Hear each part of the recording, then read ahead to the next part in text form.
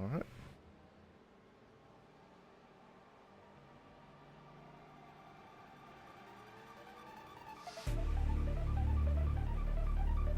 It is now the second week in the season, and already we've had a lot of excitement in this one. And after what was a brilliant first round last time out, we head for the first time to the Hockenheim ring in Germany for round 2 of the Endurance Amateur Series presented by Pony Express Racing. Good evening, everybody. Thank you for making us a part of your evening. My name is Sam Cuventer here in the booth with you, joined once again by one Mr. Frank Marchese. And this is going to be a pretty entertaining race here. And Frank, I don't know if you finished eating yet, but this is going to be one heck of a race here. Massive field for this one. You don't talk about behind-the-scenes stuff like that. Come on, man. This is going to be a very good race. And you and I were both talking before we got on air. A lot of GT3s here, specifically Mercedes. In the races that I've broadcasted with this series, at least, the BMW is the one that's been out-dueling the rest of the GT3s. This time they've been overtaken by the Mercedes. It's going to be a completely different power dynamic here. Also, meaning that seeing that there are a lot of GT3s in this field, the official GT3 series was just here, so I'm sure there's also a comfort thing playing into why there are so many GT3s here tonight. Yeah, and along with the GT3s, we have we have all those Mercedes. We only have the one Lamborghini in the field tonight, and that's Keith Roycroft opted to choose that car this week, and very much outnumbered in this one. But in the GTE, very Corvette populated, as well as only, from what I can see, only 3 Porsches out there as well tonight. Yeah, and a lot of straight line speed out of those Corvettes, and you're going to see that a lot. There's a lot of long straightaways here that you need to be ready for. The Porsches are going to have the advantage in the stadium section, but this is a very power-heavy racetrack, especially for GT cars. You would want a car with a higher top-end speed, which is what the Corvette has. Quick look at your championship standings. I know we've only had one race so far, but looking at your GTE standings right now, Tony Watson, after coming home with a dominant win last week, is your leader coming into this one. Obviously, there's only 1 point separating the whole field coming into tonight. That's the way the point system is this year. So that is basically your finishing order in GTE for last week. And then in GT3, Michael McCoy just absolutely running away with the victory last week, and looking to do the same again this time around here, Frank.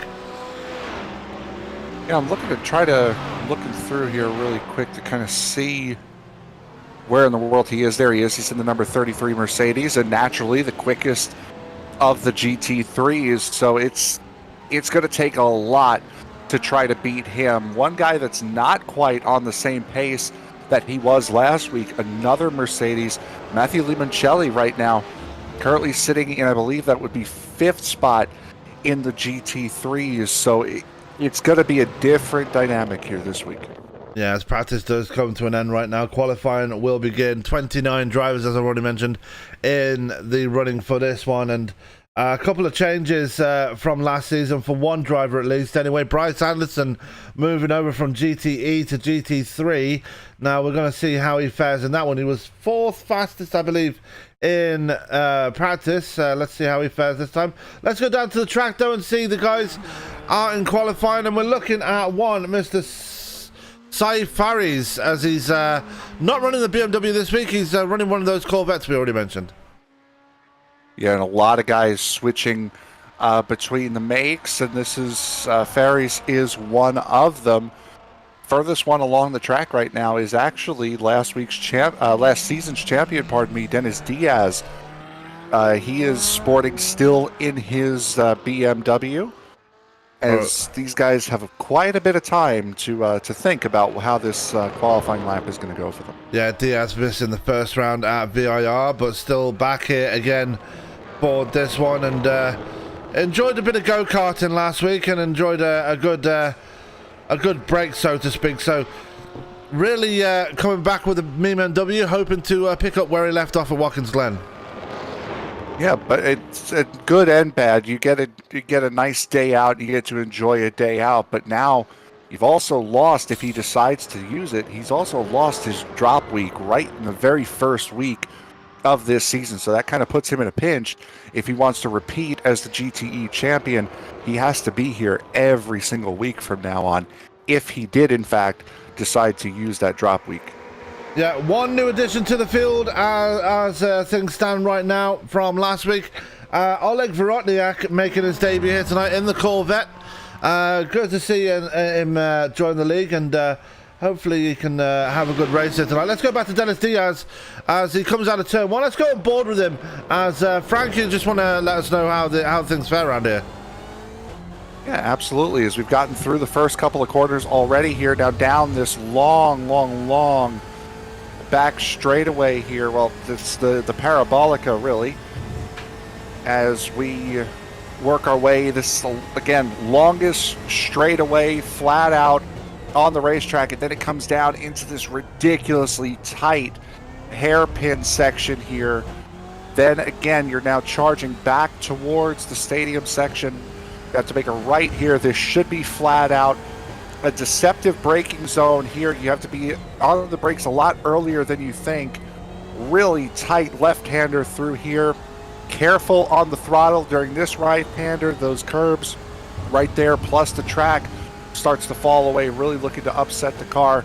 Now coming into the stadium section here with Diaz, one of the tightest part on the racetrack. Heading in towards the inner section of the stadium section here. Coming back out. Difficult corner to get right here. You're braking and turning, something GT cars do not like to do. Take it all the way out to the drag strip. Keep it as low as you possibly can to get a good run down the front straightaway, and that is a lap with the GTE champion. Yeah, that lap didn't count for some reason. Dennis Diaz has to go round again and try again as Paul Skip has crossed the line. He is fastest and is back in the JPS Porsche this week, so watch out for that driver. He's usually fast when he brings that car out to play. I believe he was in the Corvette last week at VIR, if I remember correctly. So Skip showing speed in multiple cars here. Terry Calger sitting second place. Mark Dillon back in the Corvette in third. Fairies fourth right now. Jesse Brennan running in the top five here for the GTEs. GT3, however, Michael McCoy leading the way in that number 33 in sixth position overall, setting a 137.8, 8/10 clear of everyone else in the class. Yeah, almost a full second ahead of Bryce Anderson, who's currently second in GT3 right now. Matthew Lemoncelli picking up where he left off last week in that Mercedes. A different kind of colour scheme he's running this week. He was running the blue and orange last week. He's now got the blue and green on the car this time around. Keith Roycroft, the only Lamborghini in the field, is out on track as Oleg Vorotniak goes to the top of the board, and we said he was hoping to have a good race. He's had a stormer of a qualifying so far. 10th and a half clear on his first lap. Paul Skip just completing his second lap now. Skip runs an almost identical lap time. Dennis Diaz goes to third on his second lap. Calger coming across the line to complete his second lap. And Calger will jump up into the fourth position. Dillon just completed his second lap. So it looks as though Vorotniak right now is sitting on pole in his debut here tonight. Looking very good indeed, and is just about half a tenth of a second ahead of, actually is a tenth and a half ahead of Paul Skip. So very good running so far. Let's take a look at the last week's winner, Tony Watson, out on track right now in his Porsche, and he's going to be a man looking for another good result here tonight. Yeah, was running in second for a lot of that race at VIR. Then the pit stops came. Paul Skip started to have his issues there, and Watson was able to just keep that car on the racetrack and able to take it home. This is his second lap that he's on right now. First lap was invalidated. So we'll see if he can put Germany back on top of the overall grid here. Well, they weren't on top last night, that's all I can say. But anyway, moving on. Paul Boyle in the... World Wars in one World Cup? Yeah, let's not go there. Paul Boyle currently running the Rothmans Porsche this week. A very nice throwback paint scheme there on that GT3 Porsche. I think I found one of my new favorites out there. Yeah, absolutely. It does absolutely beautiful machine there. Let's hope he can work. Actually, he's actually gotten both of his laps invalidated. He's working on a third lap right now. Tony Watson crossing the line in the 904 will jump up into P3. So it'll be Corvette, Porsche, BMW, Porsche, and then 5 Corvettes to round out the GTE grid. Yeah, and Corvette were very in the dominance last week. We're talking about BMW. There were a lot of them out there last week at VAR. I'm counting only one BMW in GTE, and actually 2 in GTE. Jason Butler's in a GTE as well. We've got Chris Lawson, Marcus Osborne, who had a horrible time in his Lamborghini last week. I have to say. Who else am I talking about? Jack Gunser in the other BMW, and Jeff Height as well. As yeah, the BMW is not very popular this week, but we've got 2 Porsches, we've got 2 Ferraris in the field, so we're happy about that one at least. Yeah, a little bit of diversity, and the BMW does not appear to be as strong here. Now, whether or not that has something to do with the update that happened last week, or, sorry, not last week, on Tuesday, pardon me. Oh. Or if it's just that the car doesn't necessarily match with the track, that could be another factors to the decision. Yeah, just in William Alcala just absolutely pound that inside tyre wall. Not a very good time for him, and I don't know if my eyes are playing with me, but is Jeff Height running a plain white paint scheme for you? I'm not really sure. Yeah, that's what I'm seeing on mine as well, and I think well, this was his second lap, and he's decided to pull it off, so he must have invalidated it somewhere. Yeah. So both Kyle Payne and Jeff Height do not get qualifying laps in. Now, I don't know if that's a trade in paints issue, because I'm having the same issue with Jack Gunset as well. I'll reset my trade in paints, I think, just to be on the safe side. I think it might be because I'm not seeing a banner like over the windscreen. Yeah, and Jack, just keep your car there, just so I can play around with it a little bit, just so I can get final confirmation. The broadcaster needs to figure something out. Yeah, absolutely. Yeah, actually, no. I think that's legit. I think he's got a couple of different shades on that car. It's not just white. There is a little bit of a gray tint to it. Yeah. There's a white strip down the middle. I think that's legit. Yeah, it looked like there's a spec map on it, possibly, but yeah, I wasn't entirely certain. But we're just coming up into. I'm in a race against time here because we're at 10 seconds before qualifying is over, and I'm at 85% on my trading paints right now, so I need to be quick. And it's there you go. It didn't show up for me. Oh no! It didn't do it. Oh well. We're about to grid up anyway. Yeah, absolutely. So with that, let's go to the grid for tonight's race, and starting up on the pole for GTE will be Oleg Vorotniak on his debut here tonight. Great start for him in this one, as I'm just going to go to seeing it right there, as joining him on the front row will be Paul Skip. Tony Watson and Dennis Diaz make up row 2 in this one. Row 3 will be Terry Calgar Jr. and Say Fairies. Row 4 will be Tyler Langenberg and Brad McCombs. Row 5 will be Mark Dillon Jr. and Jesse Brandon, and Jason Butler will round out your GTE field here, Frank.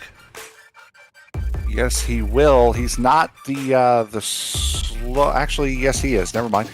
Michael McCoy will start up on the front row for the GTEs, a little bit under a second clear of Bryce Anderson who will start in second in the GT3 class. Matthew Limoncelli and Keith Roycroft will make up row number 4 for the row number 2 for the class. Pardon me. Row 3 for the class goes to Chris Lawson and Marcus Osborne. Sean Atkins and Ryan Murray will make up row number 4. Row 5 will go to Zachary Nuremberger and Rex Hoyle. William Akala and Paul Boyle. Dave Ferrara and Timothy Emanuele. Jack Gunsett and Atticus Middleton. Jeff Height and Kyle Payne did not set qualifying times and will be set in order of iRating. So that will do it for your grid right now, if it'll just not do that. And yeah, by grid. Anyway, we are ready to go racing. The field about to start rolling here, and a very big field for this one, as I've already mentioned here, Frank. 29 drivers in this race here tonight. Going to be looking forward to this one. Yeah, absolutely. It's going to be a great night on a narrow racetrack, especially the second half of this racetrack. And even though this is only the second season that this circuit has been in iRacing, it came out just prior to 2021 Season 2, this racetrack has gotten a lot of play in a lot of different cars and a lot of different series in the short amount of time it's been in this sim. This is a track that these drivers should know incredibly well. Now they should, as we're looking at Oleg Vorotniak, making his way out through the final 2 corners. Pace car is off now, and we're ready to go racing in this one and to come through the final turn. How long will Vorotniak wait before we hit the green flag?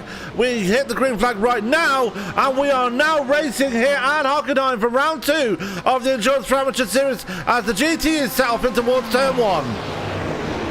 Yep, and all single file too, so not expecting too much drama here as Fairies looks to the inside of Terry Calger going into turn number 2. That's the only move. He's actually not going to take the pass, and instead he's going to allow Tyler Langenberg to get to his outside, is able to hold it clear in GT3. Working all good here as we get this one started. Oh no! Oh, around goes that's Limoncelli around. Yeah, Limoncelli going off and right next to him. Roycroft. It's Roycroft. For some reason, Michael McCoy did not take the green here. Yeah, McCoy decided to pit start here tonight. You just saw he was just getting out of pit road as Limoncelli was getting his Mercedes under control, so he might have thought maybe we're going to start in the middle of the pack, because I think there was another that was a BMW of Jack Gunsett is around as well. Yeah, let's go to a replay of that one as it was just making his way out of turn 2, and not the best way to start your race there. Didn't hit anything, but still not going to be happy with the way his race has started right now as we go back to the front of the field. And Vorotniak has had problems here. He's already at the back of the GTE field. He's had an incident somewhere. I didn't quite see it, and we're going to get a replay up for you We were too busy looking at the battle between the 9 and the 91. Vorotniak spun coming off of turn 2, pretty much in the same place that we saw Jack Gunsett sitting, and that's what sent the leader off. So twice now in this season, in this early part of this season, we have seen the leader go off on the first lap.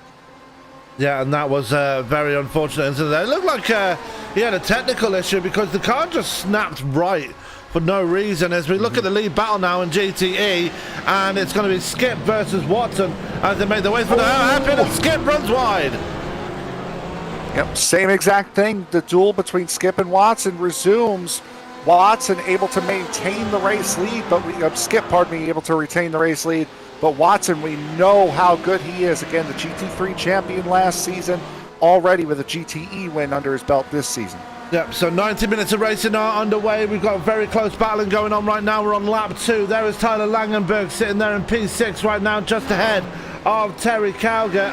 Now, Calger's not got off to the best start. He had a top 5 last week at VIR, as he's got Mark Dillon all over his back end right now as he makes his way through the stadium section.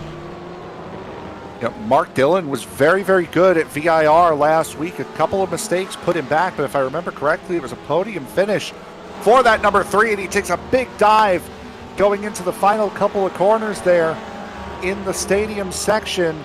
Tony Watson is right there. Jeff Height is around in the back of the number 12 BMW GT3. No problems there for Height right there as he's just getting passed by Michael McCoy.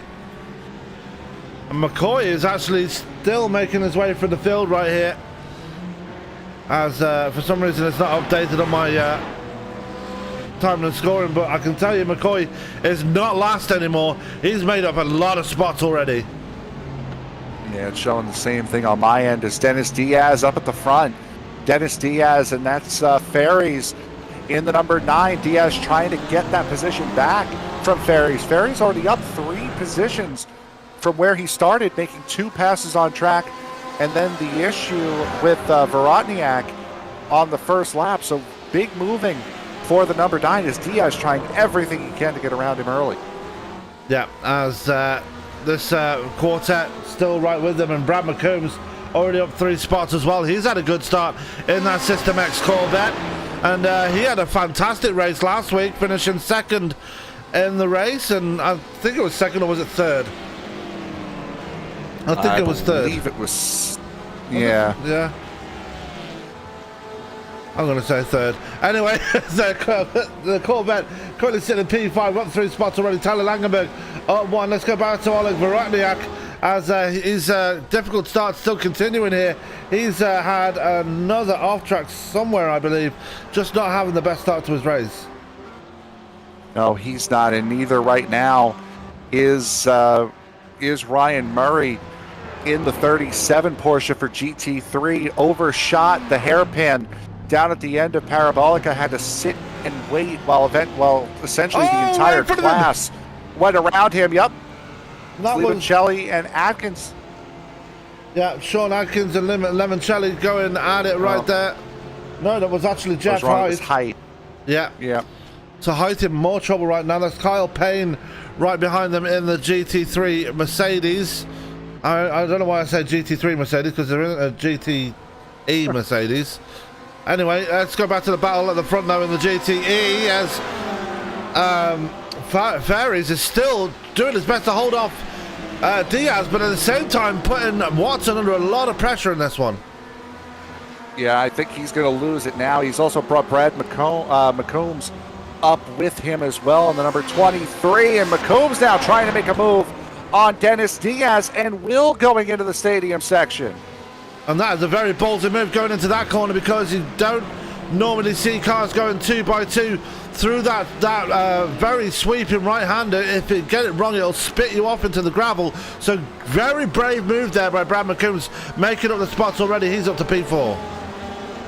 Yep, and Dennis Diaz, you can see on the front end of that BMW, has already had a run in, I would have to assume, with the back end of the number 9 Corvette of Fairies. So that's put some damage on the front end of his GTE BMW. Right now, Corvette really starting to move their way up through the front, and Diaz around. Too much rear brake. And a rare mistake happening there for the champion. He goes around in turn 2, as there goes Jesse Brannon, and Diaz has it all to do now. He's dropped down to P9. The only other GTE drivers that haven't passed him are Vorotniak and Butler. Yep, Vorotniak not that far behind either. He's only about 2.5 seconds behind, which at a road course may sound like a lot, but it's really not. I believe that was going back way up to the front of the field. I think Brad McCombs might have gone off at the back end of the hairpin, was able to keep it on the racing surface, as I think the leaders are now starting to catch a GT3.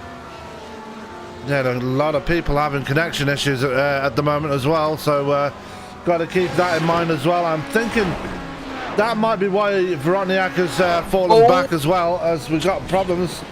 Oh, no. Oi, Middleton.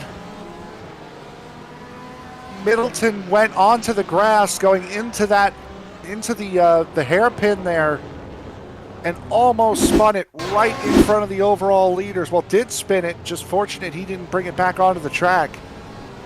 Now we're looking at it right now, and unfortunately Middleton has not had the best of runs in this series since he made his debut, and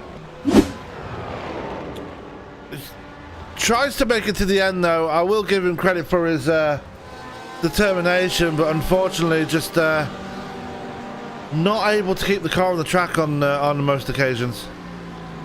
Yeah, no, we're only 8.5 minutes into this race, and he's been lapped already. Not a good start, but a decent start, I will say, for Paul Boyle in the number 24. He's got the two Ferraris, a Ferrara and Alcala behind him right now, running 6th position overall in that Porsche. He's got some heavy damage on the right front of that machine.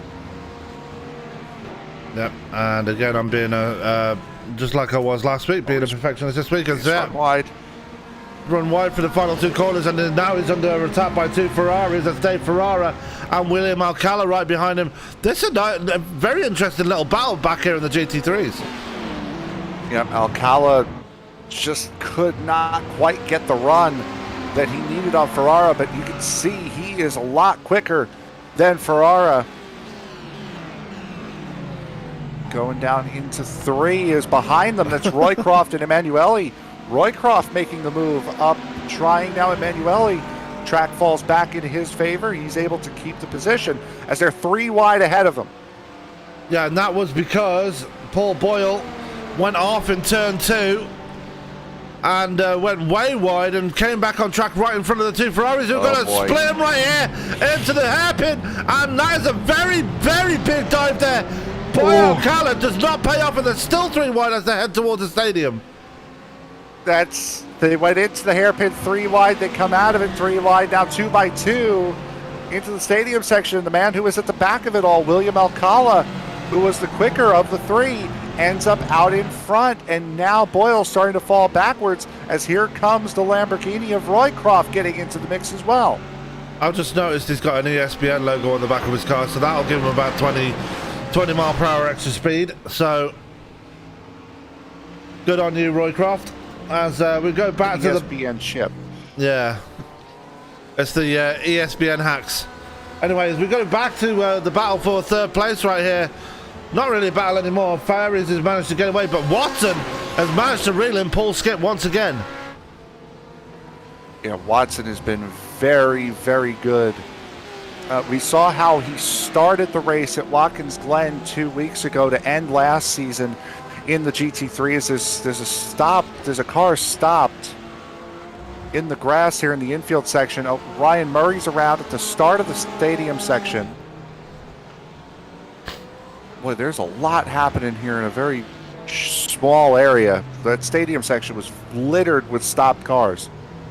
Yeah, and for some reason Michael McCoy has fallen back to P28 and is 2.5 seconds behind Kyle Payne. So I wonder if McCoy's had an incident somewhere, if my time and scoring will let me scroll.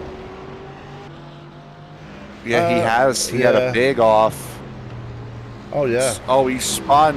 Yeah, I think he may have gotten helped a little bit, but he got spun coming out of the hairpin by the Ferrari of Alcala. So bad night for McCoy already, but he's going to hopefully try and pick it up. We know he's got a lot of speed, and then we saw that last week at VAR. As we look at Jesse Braddon right now, he's the last driver running in GTE. Now I saw on my incidents list there, he has had an incident as Fairies has had an off track as well somewhere, but still able to stay ahead of Brad McCombs right now.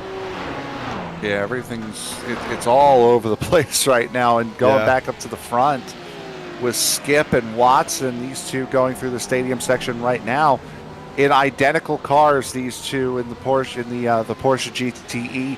So these guys know where the strengths of this car is, know where the weaknesses of this car is. They have to find the strengths and weaknesses in each other right now. And Watson knows from last week, Skip is prone to making mistakes. We saw that all over the second half of the race at VIR last week. Yeah, and gonna put that down to the fact that he wasn't used to driving the Corvette, because he normally runs in this car, the JPS Porsche, and that's probably the specific reason why he's brought it out again here tonight. He's very comfortable in that car. We saw back at Spa when he made his debut, very capable in it right there. Let's go back to a battle right now in the GT class between Langenberg and Kauger. Now these guys have been pretty much inseparable for the past, what, 5 to 7 minutes now?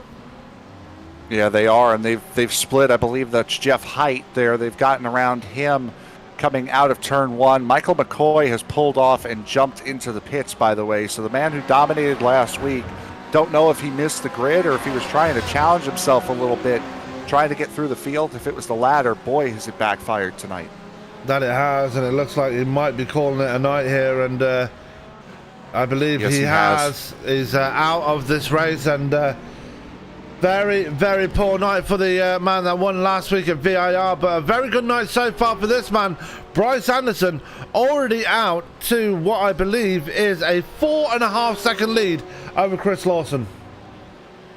Yep, absolutely. He's done a fantastic job in that number 69 Porsche. I believe that's Chris. Yep, that is Chris Lawson behind him. So 2 BMWs, both Lawson and Marcus Osborne, who's making up for his horrific race at VIR last week.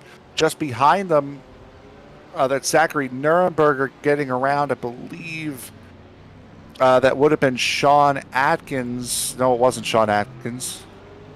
That was Rex Hoyle who got around. No, it wasn't Rex Hoyle. Who was that? Sean Atkins? No, it was a Porsche. It was a Porsche. Atticus Middleton was who he just got around there. Okay. And Rex Hoyle not that far behind him in the Mercedes. He was the only Mercedes in the field last week. Now one in a group. Yeah. So Nuremberger really stepping up his game lately. Finished second last week at VIR. Did he finish second? I have got a memory span of a goldfish, so I don't remember a lot of things. But anyway, let's go back to Oleg Vorotniak, and he's still making up for lost ground here after going off on lap 1. He did hit the wall on that spin that he had on the exit of turn 2. I wonder if that has affected him slightly. Doesn't seem to be showing the speed that he showed in qualifying. He didn't hit it too bad. It's just right now he's stuck in a lot of GT3 traffic, which, by the way, speaking of GT3 traffic, Keith Roycroft is around again, and I believe that's the Ferrari of William Alcala that's off this right at the drag strip going into the final turn.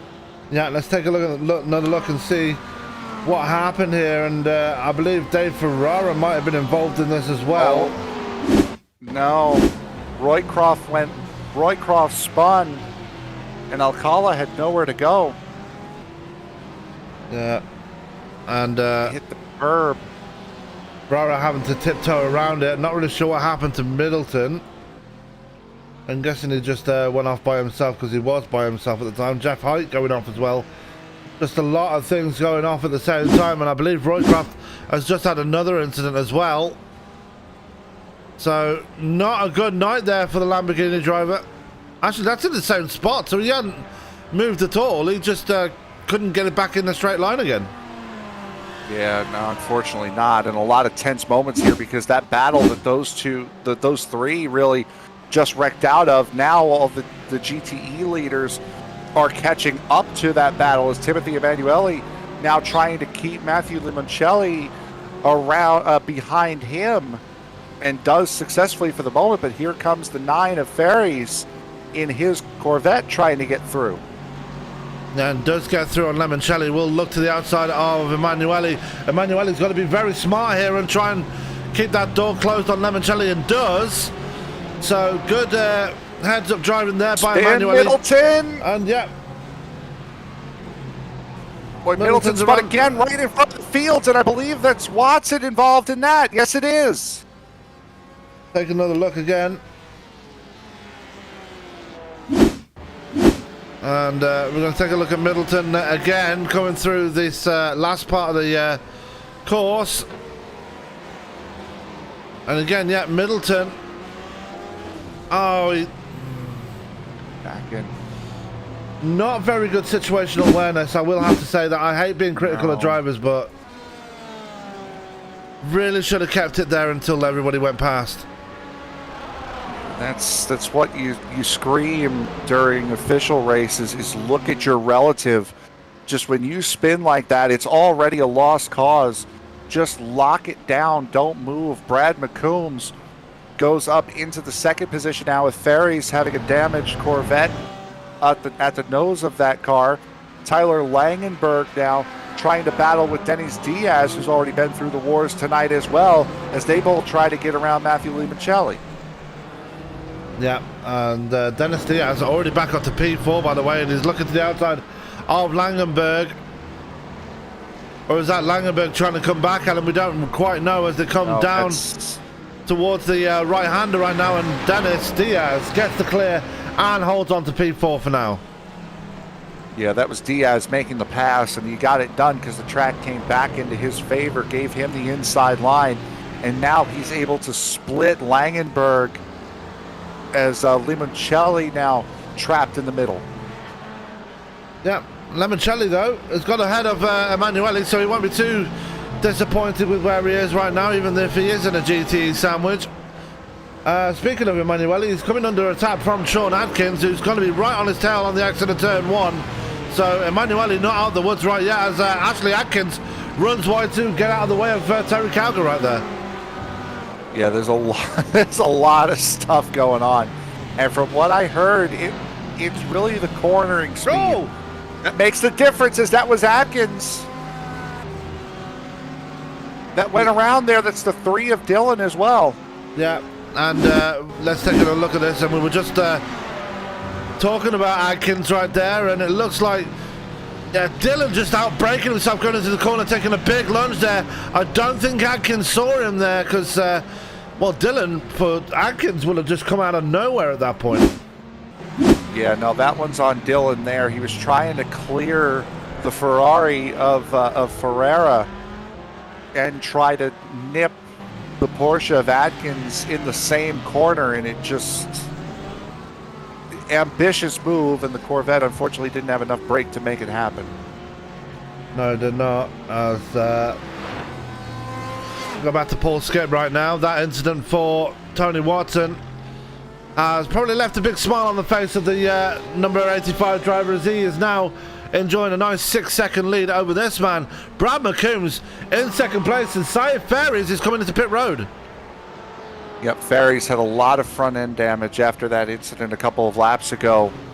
So Fairies might be trying to use that fast repair here. Something might have happened to that Corvette that he doesn't like, and decides, you know what, let's bring it in now to see if we can get it done.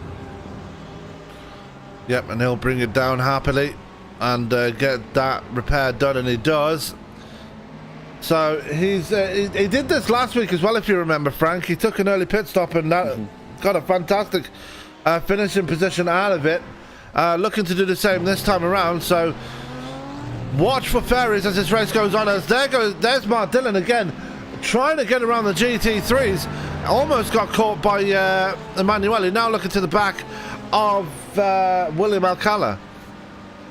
Yep, Alcala.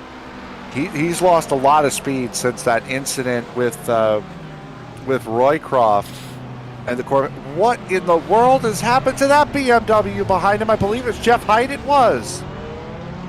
Yeah, having a horrid race. That's as Atticus Middleton is out another off track. A car. Yeah, as Middleton grass. Middleton running wide again. Coming back on track. Another tough night for Middleton. Height is trying to creep that back to pit road there. He's got a lot of damage on the front end of that BMW. As we look at Dennis Diaz, already back up to P3 after Fairies took it down pit road. So Diaz is on a charge right now. Yeah, and just at the fastest lap of the race as well, just to show you the kind of charge that Diaz is on. Now, mind you, he has not come into pit. Diaz just put down a 134.94 last lap. Compare that to Paul Skip, who put down a 1:36.6. So Diaz is flying 2 seconds faster than anybody on the track right now.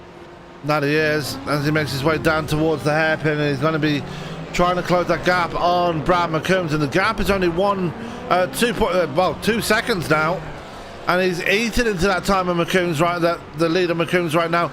Langenberg up to a P4 as well, having a good race so far, but he's going to watch behind him. Terry Calgar Jr. is on a run as well. Yep, Langenberg actually the second quickest car that last lap, and Langenberg actually able to get away from Terry Calgar now because of all of that lap traffic, that slower traffic that these guys just had to negotiate through. So Langenberg right now can actually focus going forward finally for the first time in about 15 minutes. Yeah, and didn't have the same luck last week at a VIR and ended his night early. Looking to not repeat that as we are almost 30 minutes into this session, actually almost 25 minutes, as Oleg Vorotniak out to P6 now due to the incident for Tony Watson and the pit stop for Fairies. And Fairies has fallen all the way down to P20 now. Something's happened to him. Has he had a... No, he hasn't. He's in P8. I apologise. My time is scoring playing at me. Yeah, that's... Yeah, Fairies is... Yeah, it's just a standard, like a 14-second pit stop. So that was probably just a fuel top off, and he absolutely got the fast repair on that number 9. So we'll start to see that speed of the Corvette start to play up again as McCombs is now in serious danger of losing a position to Diaz. As Diaz makes his way around Rex Hoyle. And Hoyle's had a pretty quiet race so far, sitting in P5 right now in GT3. Something's happened to Osborne because he's lost third place to his teammate Zachary Nurnberger, but Hoyle, probably the quietest out of everybody right now. This is the first time we mentioned him all race long. Yeah, that's sometimes that's the way you want to keep it as well. And right now is the second highest running Mercedes in the field tonight. So not that bad a job by Hoyle, as Atticus Middleton has gone around again. Yeah, the guy just can't buy any luck right now as he's just coming into the stadium, coming through the back end of the stadium section. Doesn't seem to be doing too badly now. Is they're meeting a Ferrari sandwich at the moment. Although William Alcala will want to get by him as soon as possible. I apologize there. He didn't spin. He ran wide coming out of the hairpin in an effort to let that 777 go by. So that was what happened there to Middleton. Yeah, as he makes his way through the final 2 corners right now. Let's go back up to the top of the GT3 order, and it's still Bryce Anderson leading this piece in that GT3 car. Still only 2.1 seconds ahead of Chris Lawson, though. Lawson not really letting him get away at this point. No, Lawson's brought a lot of that back. I think the last time we left Anderson, he had about a 4.5 second lead. That has shrunk down to 2 seconds now. Lawson having to deal with a little bit of slower traffic, but that 205 has really been on the move as he's got to deal with another BMW here, and that's not going to make him happy right there. I believe that is Height. No, it's not Height. It's actually Gunsit in front of him. So Gunsit is probably being shown the blue flags now. Obviously, in iRacing, blue flags don't mean a thing. So Gunsit will be just happy to stay where he is right now. Lawson probably won't be so happy though. No, he's lost 1.7 seconds just in those last couple of corners alone there, being stuck behind Gunsit. And you can see the flashing of the lights there on that 205. He has all of that work now that he has done. That 4.5 second gap that I had mentioned he brought down, yeah, it's right back to 4.5 seconds again. Yeah, I'm guessing he was flashing the lights in frustration there because he knew that Gunsit needed to get out of the way and unfortunately did not. So, like you said, Lawson got it all to do now, and while that was happening, Nürnberger able to close the gap on Lawson as well, even though he's still 11 seconds back off the 205. Yep, and also while that was happening, we had a change of position up towards the front. Dennis Diaz was able to get around Brad McCombs, as McCombs was really slow coming out of that hard left at the back of the stadium, and was able to take that position fairly easily from Brad McCombs. Has now put about a half a second, a little bit more on McCombs. Yeah, so we're 28 minutes into this race, only 28 minutes into this race, and we've had a lot happening, and it's only 28 minutes in, so still a lot of action left to go as we're looking at Dennis Diaz right now, just trying to negotiate his way around Marcus Osborne, and Osborne probably got caught in a bad spot there, so you can't really blame Osborne for bolting the 420 right there. No, that's the part of multi-class racing. It's sometimes you get them caught in the wrong spot, as these two Ferraris are battling at it again, as Alcala trying to take that position away from Ferrara. Timothy Emanuele now in this battle as well in the number 39 Mercedes. These two have been glued at the hip all race long. Yeah, and currently sitting in 7th, 8th and 9th in GT3 respectively. And it's Dave Ferrara at the moment at the head of this one. And it's been a close battle despite all the incidents they've seen tonight. Obviously, Alcala having that incident through the last two corners is able to recover pretty nicely from it as well. It absolutely has, and has done a fantastic job. It's just amazing with all the incidents that they've all had, that they're still right here together with each other. All of them blanketed by a little bit over a second as they head down into turn number 1. Just a lot of great racing all over this place. Just take a breather for a second. Yeah, as here comes Alcala looking to the inside through turn 2, doesn't quite get it, as Emanuele even closer to the back of Alcala now, and Ferrara able to get away, but for how long? Because that draft really does come into play down this little parabolica area. As here comes Emanuele.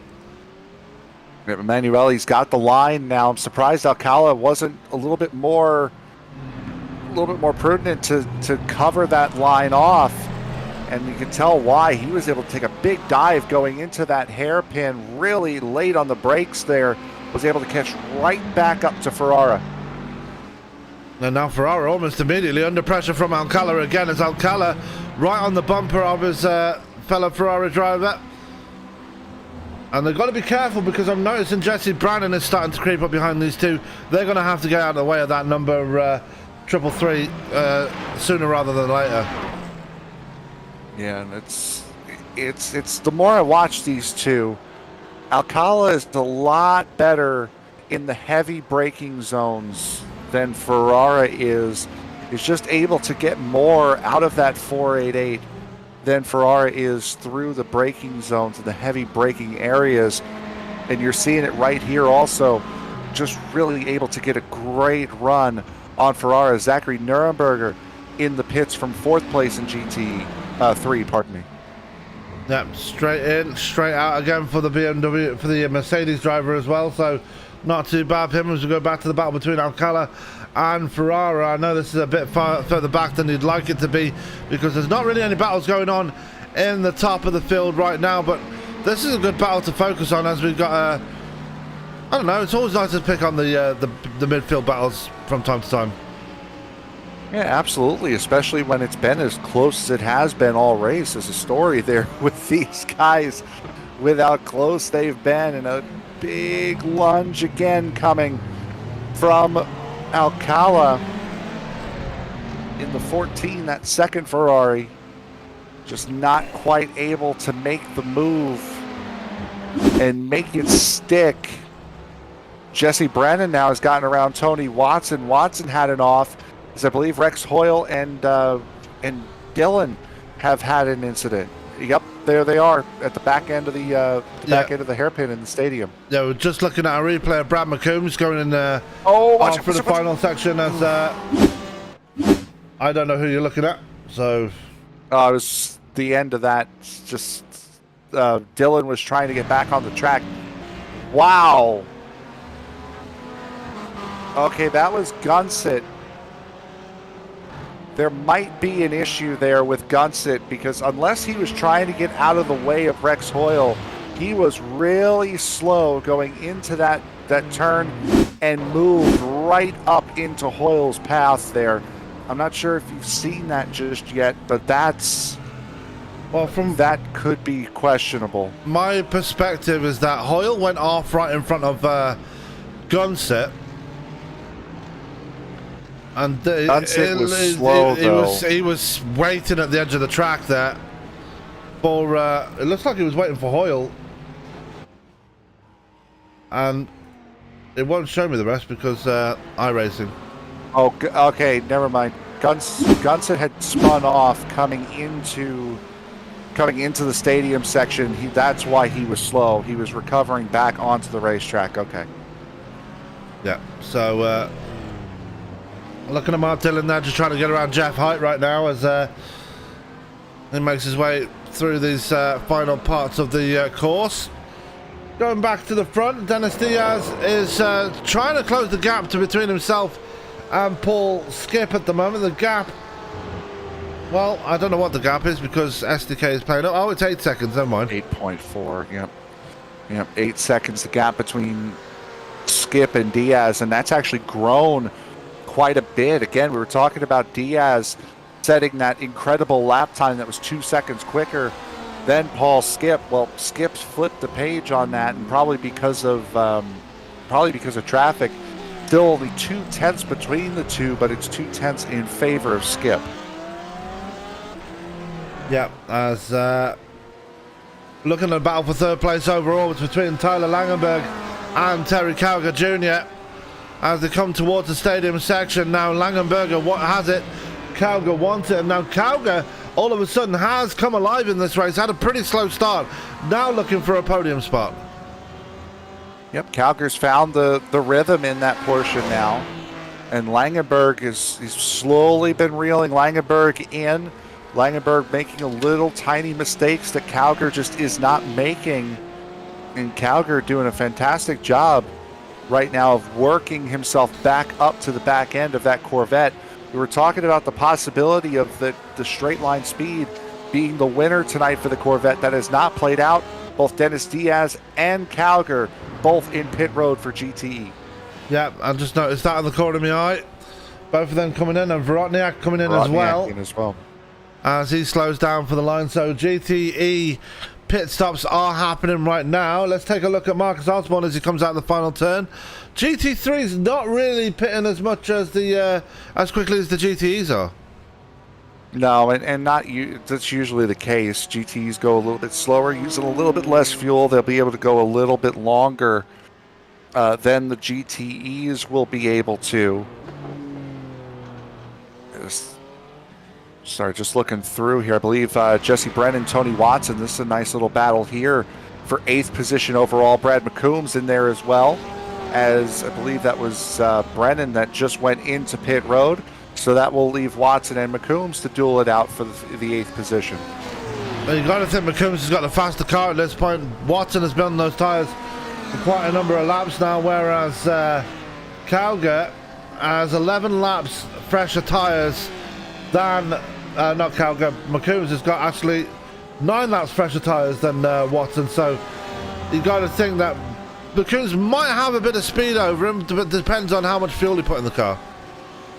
Yeah, McCombs came in. That was a scheduled stop for him. For Watson, that was to repair the damage that he had taken off of that incident with him and Atticus Middleton. So it's an unscheduled stop for Watson is now Watson really blows that last hairpin, gets it all wrong. And even behind them, getting it all wrong was William Alcala that got David Ferrara out of sorts, and finally Alcala has become the lead Ferrari. Yeah, and another big dive bomb there by Alcala going into that hairpin was what caused that one, and able to make it stick this time. And Emanuele, poor Timothy Emanuele, still stuck behind both of these Ferraris. Yep, and just trying to do what he can to get out in front. By the way, up at the front, Tyler Langenberg into pit road, in and out. Mark Dillon coming into pit road in the number 3 Corvette. I believe that is Rex Hoyle. It is Rex Hoyle into pit road for GT3. Kyle Payne into pit road for GT3. So pit stops happening all over the racetrack right now. Yeah, and look at Fairies. Remember he said he took that early pit stop. Look at where he is right now, in second place and 5.7 seconds clear of Dennis Diaz. Now, you got to think that later on in the race, yeah, it will be less now, but you got to think that later in the race tires might be a factor. But for now, Fairies has got the jump on everybody. Yeah, absolutely. And again, that was to repair front end damage that he had sustained on that Corvette. Paul Skip comes into pit road. Both class leaders, both Paul Skip and Bryce Anderson, come into pit here at the same time. Yep, so we're going to see if Skip can actually get out ahead of Fairies, because Fairies has been on a tear since his pit stop, as both the class leaders are in pit road. As I believe Timothy Emanuele just coming out of pit road there, so he finally actually, Emanuele getting a jump on, I believe that's Dave Ferrara, still stuck in pit road, probably serving a penalty right here. He could possibly, as Chris Lawson comes into pit road as well. Marcus Osborne into pit road. The leader, Paul Skip, still up on the jacks. He's taking tires here. He's already at 35 seconds on this pit stop. Fairies only a 14-second pit stop. He is just now taking the race lead. Dennis Diaz, another guy who only took fuel in that number 420 BMW, has jumped up into second position. Skip still up on the jack stands, now comes down in P7. 8 actually, as Vorotniak gets by him. I had to take a deep breath there, because you remember what happened last week at VIR. Had that massive penalty. Was in pit road for a heck of a long time and ended up 4 laps down. I thought that was going to be the same situation right there. Thankfully, he gets back out on fresh tyres and is now almost about 2 seconds behind Vorotniak. Will be looking to get around him as quickly as possible. Yeah, but it's not going to be easy to get around Vorotniak, as remember Vorotniak was the leader, the pole sitter of this race. And speaking of leaders, Bryce Anderson has had an issue with Sean Atkins at the hairpin. The GT3 leader forced to tow to pit road. Yeah. Oh, let's take a look and see what happened. Run over by the 37. There it is. That's the 37. Murray. Yeah, Murray was lit. Oh, and Atkins hit the grass going into the hairpin, into the tyre wall. And Anderson just got punted by Murray. So Atkins' incident was all by itself. Murray just drove straight into the back of Anderson. Yeah, I'm not sure. Well, Anderson, to be fair, Murray was also dead sideways in that Porsche. I'm not sure why. Well, they both hit the grass. I'm not sure why, unless he had some serious toe damage and got the meatball flag. That didn't look too bad for Anderson. I'm surprised he just gave up on it that quick and just decided to tow. The way Murray hit him, it looked like the back end of the car hit him dead set on the knuckle where that suspension meets with the wheel. So it looks like he might have had to tow it with suspension damage right there, because that from where the Porsche hit him, it looked like it was in that trajectory. Yeah, it's very, very possible, as Marcus Osborne comes into pit road. I believe it's the second time for Osborne. It is. Man who was sitting third place in class now has come into pit twice. I think he's smoking in that car right now.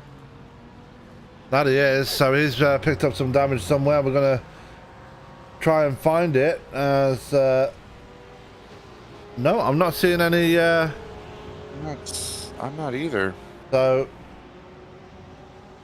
well, the smoke stopped either way. As we go back to the action out on track right now, and we go back to Paul Skip, who's trying to close that gap on Vorotniak. He has ever so slightly closed that gap, and behind him, 3 seconds further back, is Tony Watson. And you know, seeing Skip on his relative, that's going to give him an extra incentive right there.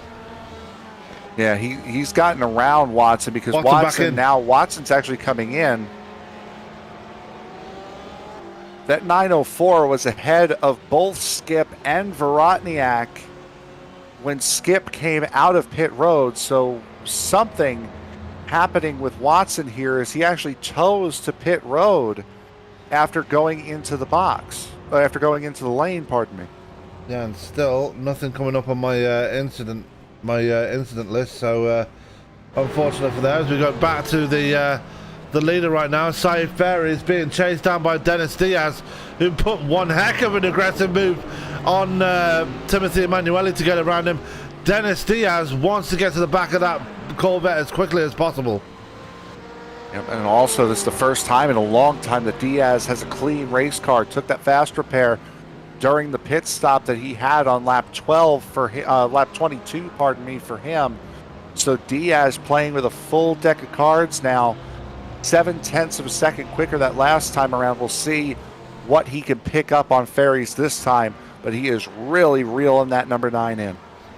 That he is. So Diaz on the move. Langenberg has got away from Terry Calgar through the pit stop. So Calgar losing time to the 91, the 911 Porsche now has got Brad McCombs to think about, because McCombs has been very fast since he came out of pit road. Yep, he absolutely has. And look at the pit stop times for the 91 and the 911. Langenberg 33.7 seconds from cone to cone. Calgar was 31 seconds from cone to cone. But the pit stop, Langenberg 16.3 to Calgar's 22.6. That's where the time was lost there for the 911 Porsche of Calgar. Yeah, and we're seeing on the screen right there, 1 minute 18.9 seconds for Paul Skip in pit road as well. So that's what's hurt him in this one, but he's making up for it right now as he's right on the back of Vorotniak. Does take a look going into the hairpin. Not quite close enough this time around. Kind of spooked Vorotniak off the line, but it didn't make him overshoot the corner, so he's going to have to wait possibly until the stadium section in order to try to at least attempt to pass again. Yeah, Vorotniak's got Jack Gunset to contend with right now, and does get around him around the outside, but Skip's staying with him. So this is your battle for P6 right now in the GTE class, and a lot of little pockets of battles going on around the track. Timothy Emanuele trying to close up to the back of apparently it's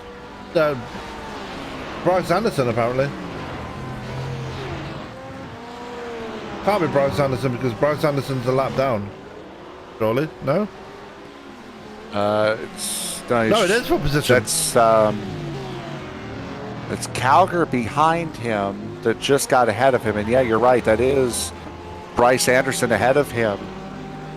2 seconds clear, and once again, just as he did before the stops, Calgar's starting to really pull back on Langenberg. Fairies off the racetrack at the hairpin. So Fairies not having a good time there, and that's cost him some more time to Dennis Diaz. As actually Diaz has lost some time somewhere as well, because the gap is is almost 5 seconds between Diaz and Fairies. Probably stuck behind Atticus Middleton, trying to put him another lap down. Oh! Trying to wait for the perfect and safest place is Paul Skip. Both, and that's Vorotniak as well. Both heavy damage on the Porsche Corvettes there. Yeah, let's go back and take a look at it. I saw it in the back. I saw it in the distance there. Them both off. Let's take a look. Vorotniak slipped, wheel slip off the curb. Turned him right into Paul Skip. There was nothing Skip could have done there to avoid that. Then just backs it straight into the tyre wall. Vorotniak gets away with only a little bit of front end damage, but Skip has got to bring that to pit road. That is a heavily damaged car. Yeah, that rear wing is not going to play nice now on that Porsche. Unfortunately for him, he has not used his fast repair. It's just the same as last week at VIR. Paul Skip leading this entire race, now finds himself in a mistake. This one, however, not of his own doing, decides to stay out to see if he can work that number 85 back up. Now we'll take a look at Vorotniak. He does have some heavy front end damage now, so he's got that to deal with as well. And I believe he's already burned his fast repair because he did hit the tyre wall when he spun on lap 1. So Vorotniak has to deal with that for the remainder of the race, unfortunately. And we are past halfway. So let's get a rundown of your running order as things stand right now. Fairies is your leader, followed by Dennis Diaz in second place in GTE. Then Tyler Langenberg is on the podium in GTE as well, having a good run so far. Getting away from Terry Calgo, so not too bad for him. And GT3, it is Chris Lawson, I believe, leading the race in GT3. Followed by Zachary Nürnberger in second, and Matthew Lemoncelli once again putting his name up there on the podium. We're going to step away for a quick commercial break as we are past halfway. Do not go anywhere. We've got a lot more racing action for you coming for you, on your screens here on ESPN. We'll be right back.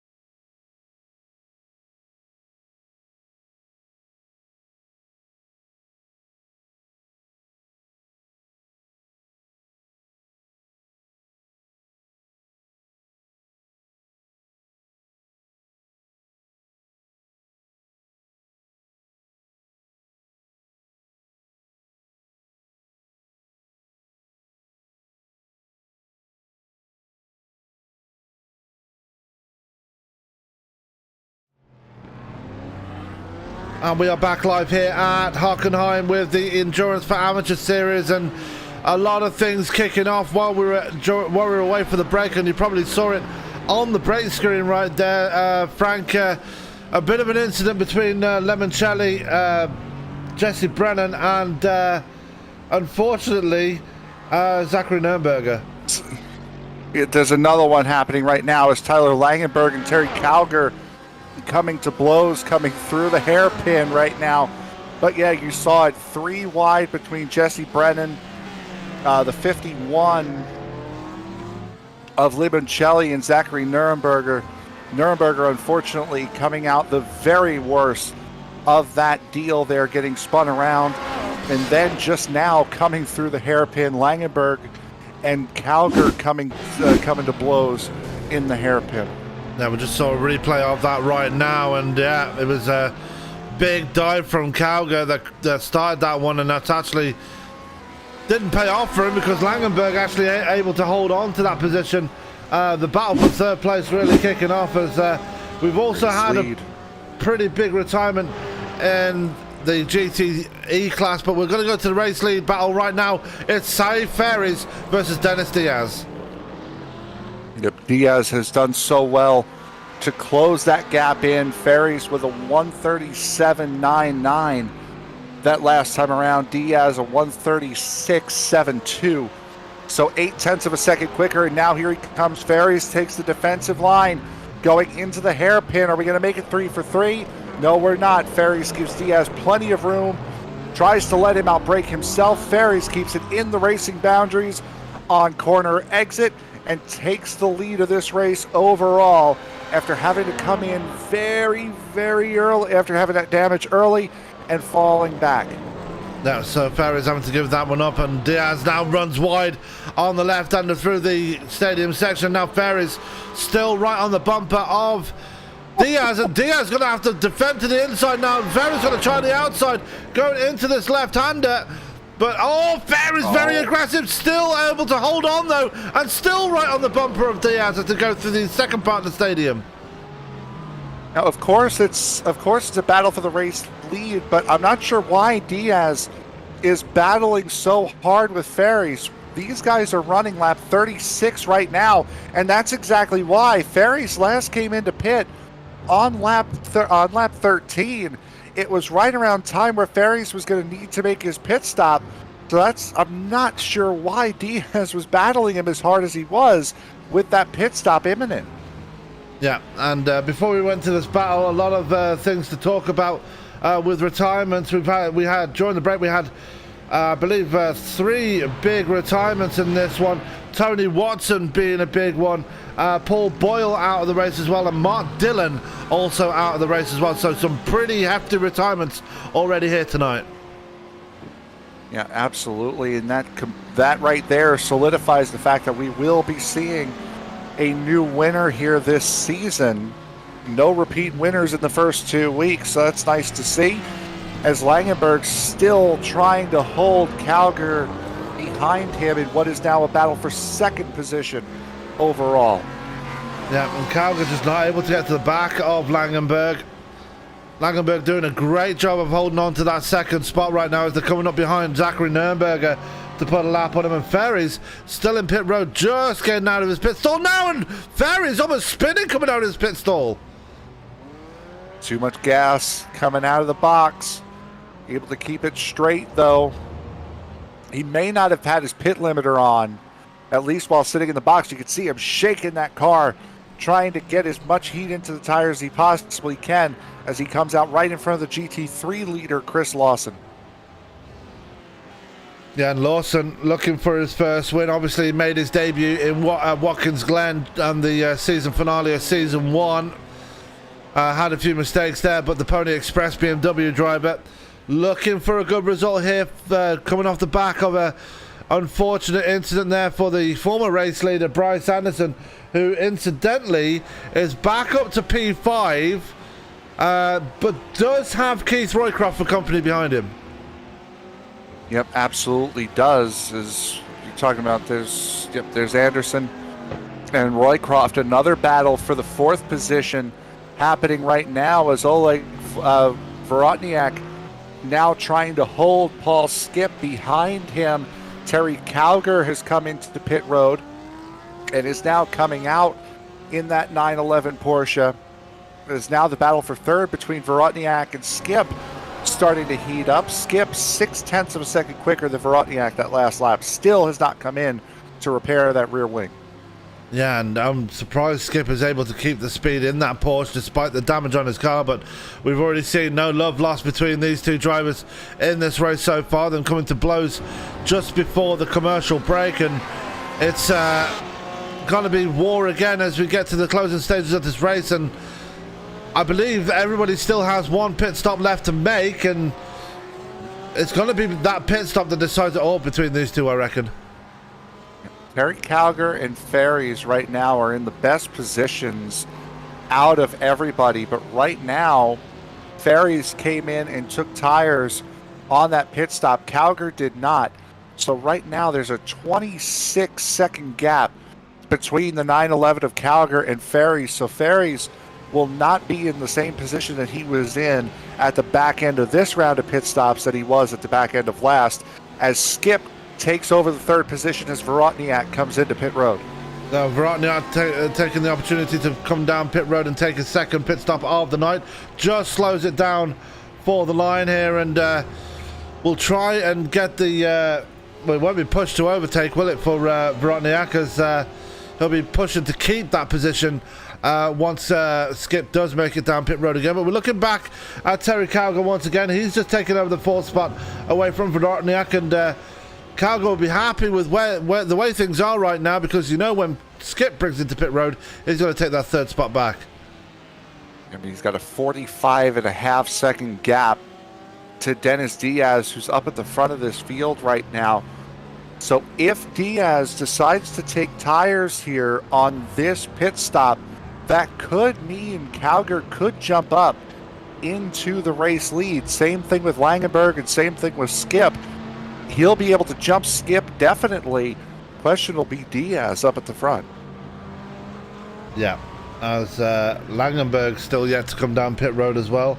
Vorotniak is still in pit road, just making his way out of pit road. So he did take tires that time, did Vorotniak. So he is going to be much faster as Diaz actually puts a lap on him.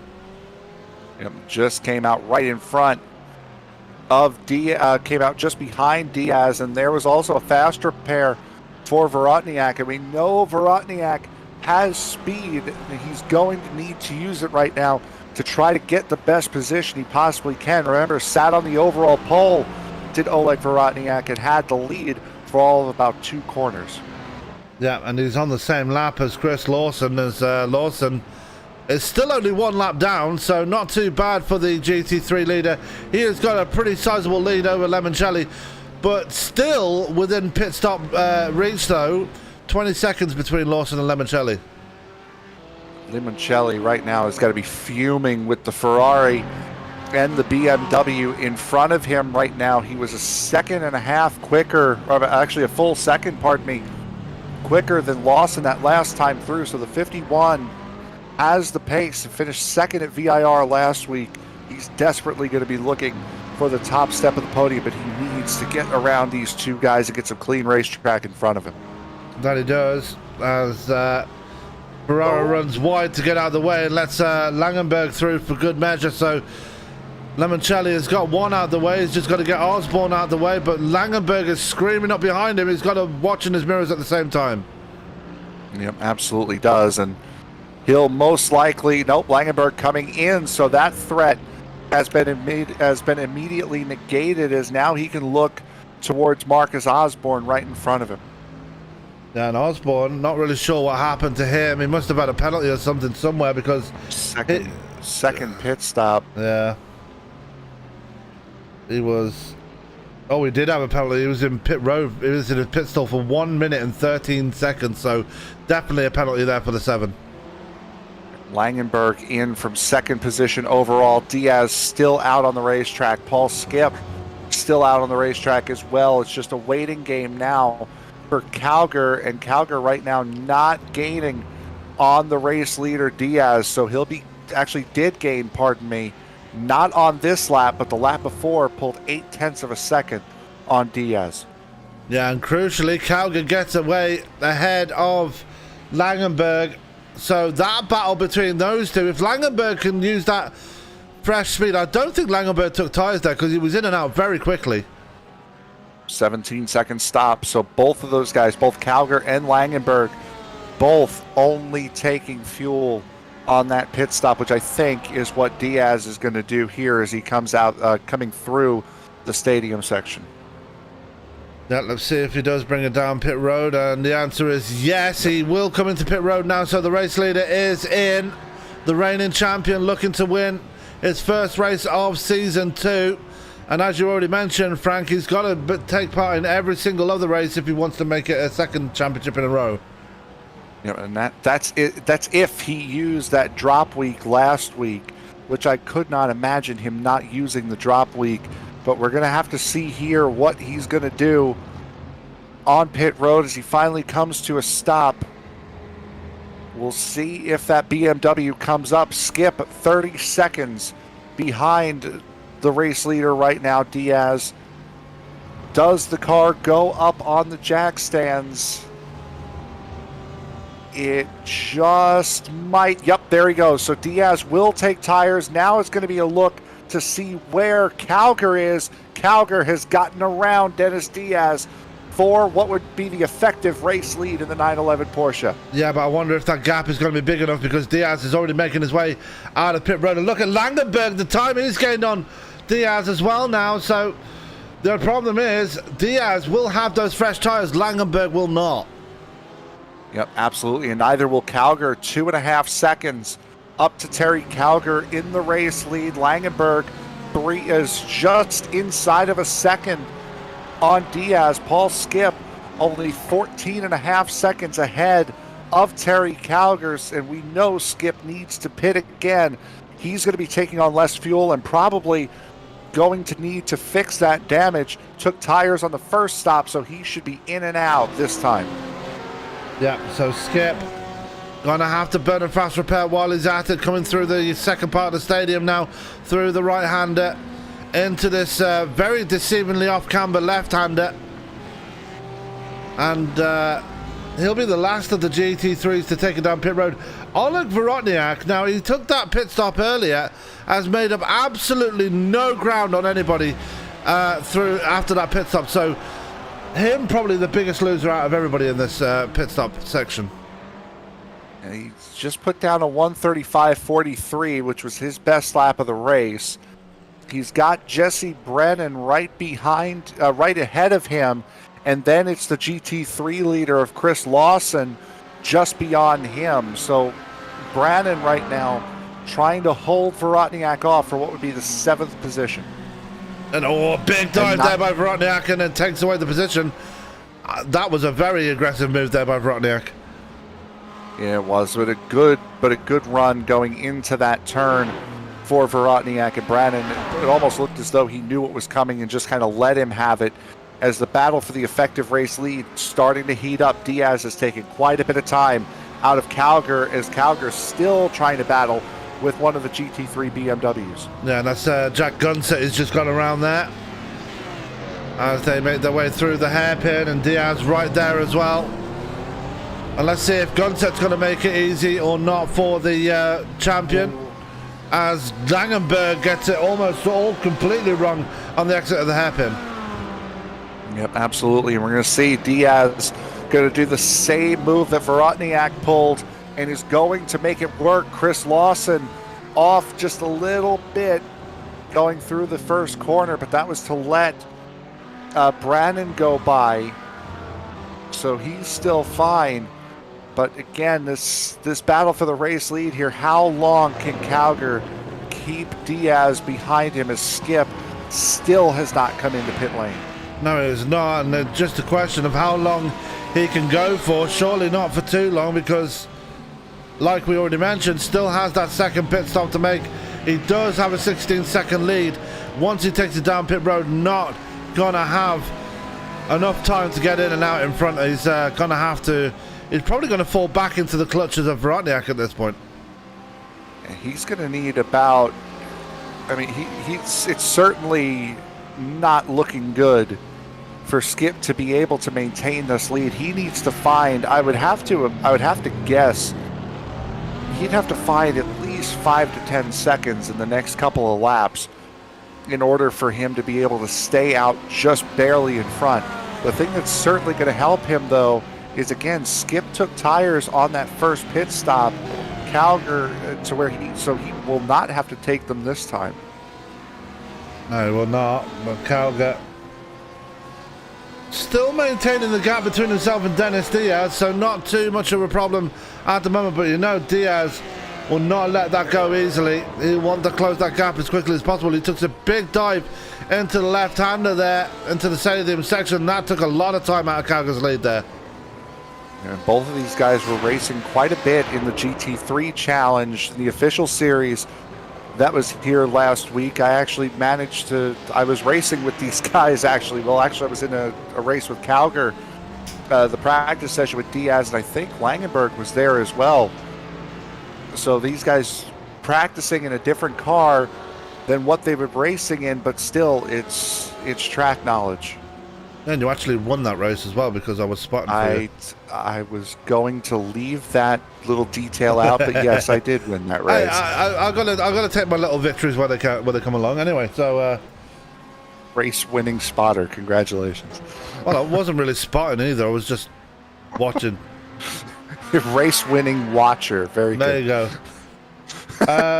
Oleg Vorotniak still back there in P7 right now. Jesse Brannon has completely got away from Chris Lawson, as you'd expect. Not really any battles going on in GT3 right now. Everybody very spread out in that class. Lawson right now lost a lot of ground that last lap to Limoncelli. Lawson put down a 142.37 to Limoncelli's 138.8. So that was probably an off and a little bit of traffic there for Chris Lawson, but still has quite a decent size advantage, and we're working inside of 10 minutes to go. Inside of 20 minutes to go, because it's 1 hour and 30 minutes. But anyway, 1:30. Oh. Yeah, that's I looked at the rules the other day. They've changed it to 1 hour and 30 minutes instead of the 1 hour and 20 minutes. So, but going back to the battle for second, Calgar made a mistake on the exit of the hairpin, and that's let Dennis Diaz really close it to the back of that 911 Porsche. So Calgar now has some defending to do. Yeah, absolutely does, and I'm not sure how long he's going to be able to defend that position. Because Diaz, the next opportunity Diaz is going to be looking for is to outbrake him going into the hairpin. He's going to try to set it up here and set it up in turn 2 with a good exit coming up off of this next corner, and then try to take him, go side by side, down Parabolica, and into the hairpin, trying to take that second spot, which is effective race lead at the moment. Yeah, the Dutch Parabolica, this is the one they're coming through right now. And here we go. Diaz going to have the run down towards the hairpin. Now, is he going to take it easy on him, or is he going to put a big dive on him? We'll find out round about now. He's going to take a look to the inside. It is going to be a dive from Diaz. Backs out of it at the very last second, though. Realizes that he does not have the run, quite the run that he wanted. Yep, let him know that you're there. He's going to definitely try it here going through. I believe this is Mercedes coming up here. Calgar gives him the outside line and pinches him as far out as he possibly could go. Very good defensive driving here from Calgar. Now he's just got to hold on to this lead here. The effective race lead. Oh, the stadium section is. Oh, that was a big hit. That was by the 777 of Ferrara. Yeah, Ferrara, a big hit for him. Let's take a look and see what happened here. Here we go. Oh, here we go. Second effective race lead just changed. Diaz just took it. And yeah, we're going to go back and take a look at that in just a second. Let's take a look at the incident for Dave Ferrara, though. This was a pretty scary one for the 777. Sure what? Oh, yeah, it was. Oh, that was a big one. It's as if he was not paying attention and was looking away. Hit that outside wall. That's a very unique incident to have. As we look at the pass by Diaz on Calgar. Diaz threw it in there. Calgar gave him plenty of room. And of course, you want to fight to try to keep that race lead, or what you know is going to become the race lead. But sometimes you got to give it up in order to run for it again. Absolutely, it's just that close in this one, but it won't be close anymore. The problem is, while they were battling, Skip was able to extend his lead by another second over Diaz. But remember, Skip still has to bring it down pit road. He absolutely does, and fortunately for him, as he gets around Matthew Limoncelli right here, it is helping him to be able to stay out this long. He came in last on lap 24, so he's only going to need a splash of fuel and go. So he could be, if he extends this lead out far enough, he could be right there in the battle for this race win still. Jesse Brandon is in pit road from what is P8 at the moment. And I believe this is a scheduled stop, as we've had an incident for Bryce Anderson. A pretty big one as well. Is he off track completely? See here. No, he's fine. He may have just had a little bit of an off. Nothing too severe. He does have to worry, though, because Zachary Nuremberger is right behind him in that number 32 Mercedes. That for 4th position in class. Yeah, Nuremberger's had his own fair share of troubles here in that Pony Express BMW. Why do I keep calling it a BMW? It's a Mercedes, for goodness sake. As Skip... Even thinking of Osborne. Yeah. Still, well, we've got to go back to Skip. Skip's lost almost a second now to Diaz. That's how fast Diaz is going at the moment. Yep, Diaz is certainly on a mission, and again, it's those fresh tires. He has that tire advantage right now in the number 30, in the number 420 BMW. So it's certainly playing into his favor this race. Calger's still holding on, though. Yeah, so if anything should go awry for Dennis Diaz, then Calger will be right there to pick up the pieces as they go around Atticus Middleton. Skip in pit road. Race leader is in. Paul Skip is in. So let's see if he does take a splash and go. Might be a bit too little too late, though, because he is... well, he's still a good 17 seconds ahead when he came in, so if he does take a splash and go, might still have it. But here comes Diaz out of the final turn. Will take the lead back, and Calger will happily take away second place as well. Right as Skip stopped in his box, Diaz came and flashed right on by and took the race lead. So Skip right now, splash and go, 11 seconds stationary in the box, but 38 seconds total, almost 39 seconds total in pit road, drops him down into the 4th position, 10 seconds behind Langenberger, and about 5 seconds ahead of Brad McCombs. Yeah, and more crucially, did not take a fast repair, so probably didn't need it if he was still pulling in the lap times that he was before. Let's go back to a battle for 5th place, though. Brad McCombs inside Fairies going at it there for that 5th spot. Yep, and Fairies might be in a little bit of an interesting situation with his fuel. Well, actually, Fairies and McCombs both came in on lap 35. Fairies on fresher tires. So we'll see what that number 9 can do. As well, we know for a fact now that he can overshoot the hairpin coming back onto the surface. Yeah, that won't do him any favors, as he's going to try and close that gap up again, as Calger still keeping tabs on Dennis Diaz. The gap is still only half a second as Chris Lawson comes in for the lead. Yep, Chris Lawson in from the GT3 lead, and this is also what we're going to be watching here as Limoncelli now from 2nd position in GT3 comes in as well. Jason Butler still quite a ways away. Bryce Anderson still quite a ways away. He's just going through Mercedes right now, so he's not even in the stadium section. So 1st and 2nd are well within holding their positions. Chris Lawson on his way out of pit road. Limoncelli probably another 4 seconds away from leaving his pit box. Oh, and Anderson taking loses a it. lot of fuel. Anderson loses it, goes through the right-hander into the stadium section, and he knew he was trying to push it to try and get out ahead of Limoncelli, but pushed it a bit too hard there. Sorry to cut you off there, Frank. No, that's fine. I don't think he never really had a chance, honestly, because Limoncelli, right as he spun getting into the stadium section, Limoncelli was on his way out of pit road. Jason Butler now is splitting the two, but Butler's in GTE. Gap between Lawson and Limoncelli right now, 17.3 seconds as Anderson hits pit road after that. Yeah, probably burnt all the goodie off the tyres just from that one slide alone. As we go back to the battle for 5th place here as McCombs makes his way around Atticus Middleton. Fairies going to try and do the same as well, as Fairies didn't take him long to close that gap up again between himself and McCombs. Absolutely not. He's lost a little bit of ground now, but because of little mistakes here and there and some traffic, Fairies now back within a second in that number 9 Corvette. You can see just how hard he's pushing to try to catch up to McCombs, trying to be the second highest finishing Corvette as McCombs almost loses it coming off the curb. Yeah, and still managing to maintain that car underneath him, but Fairies now has closed the gap because of that, and now we are within 10 minutes to go here, Frank.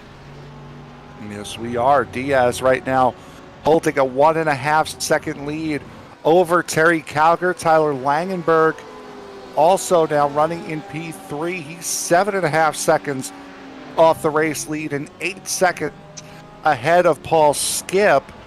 Just behind Paul Skip is Chris Lawson right now, holding a 15.5 second lead over Matthew Limoncelli, but Limoncelli is in a lot of traffic right now. That he is, and he's got Keith Roycroft right ahead of him, as well as Timothy Emanuele. I believe Roycroft is there.